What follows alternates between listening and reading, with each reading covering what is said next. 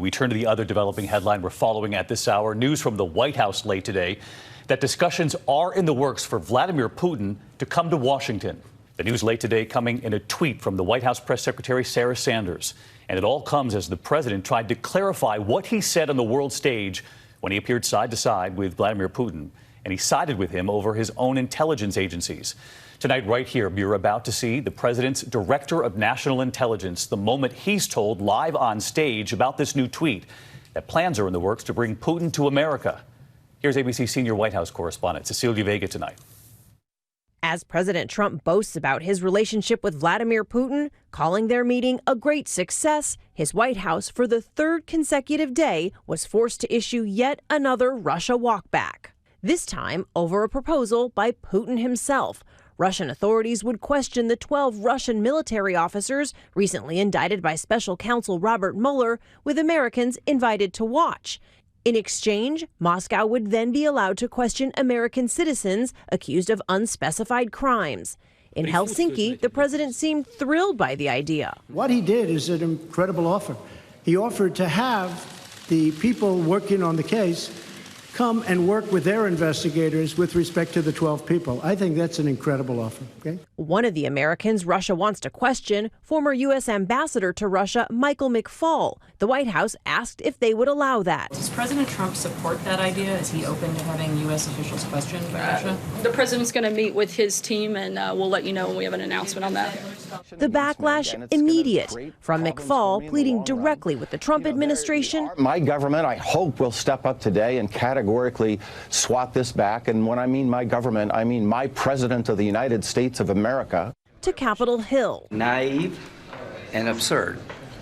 There is no rule of law in Russia. There's the rule of Putin. That the president would even entertain the idea of subjecting our diplomats to Putin's thuggery, that is an abuse of power. In the face of that unrelenting criticism, today the White House backed down.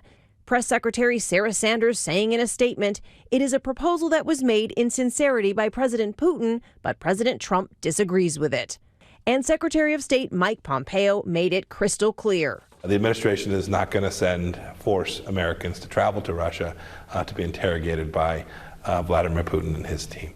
What exactly President Trump and Vladimir Putin discussed behind closed doors remains a mystery. And tonight, in a stunning public rebuke, the president's own director of national intelligence, Dan Coats, openly criticized the decision to meet one-on-one. If you had asked me how that ought to be conducted, I would have suggested a different way.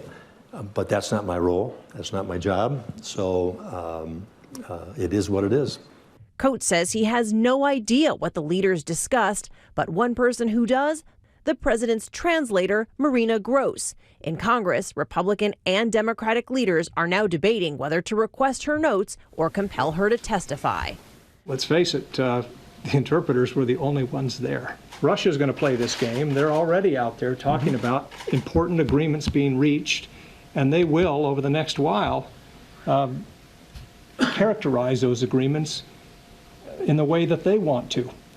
And if we have no way of pushing back, or if the administration doesn't push back, then we've got a big problem.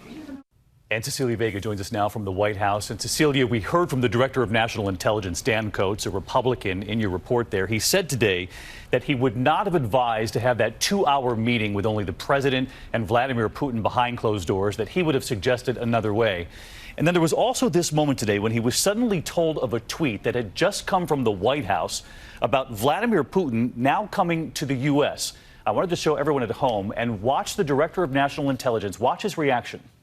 We have some breaking news. The White House has announced on Twitter that Vladimir Putin is coming to the White House in the fall. Say that again?